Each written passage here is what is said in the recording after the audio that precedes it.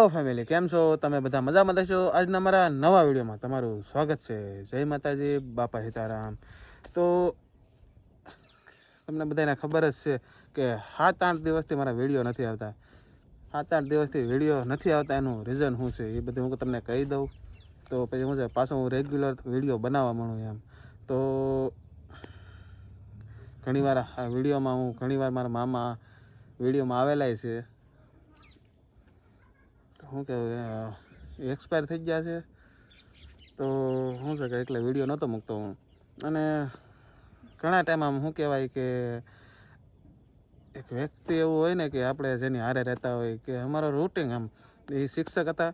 આપણે તો તમને ખબર જ છે કે આપણે ઇલેક્ટ્રિકનું કરતા એમ. તો શું કહેવાય કે હુમલો આવી ગયો એટલે એક્સપાયર થઈ ગયા.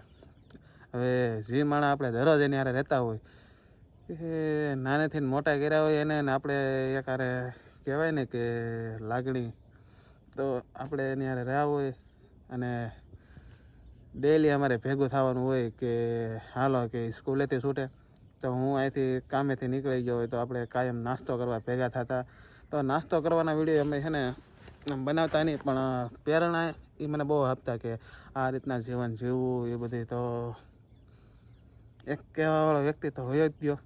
તો શું કરું તો આપણે કે કીધું ને મેં વિડીયોમાં તમને આગળ એમ કે શરૂઆત જ એનાથી આમ શું કહેવાય કે પહેલાં મારો નાનો ભાઈ વિડીયો બનાવતો તે એને વોઇસમાં બંધ કરી દીધું.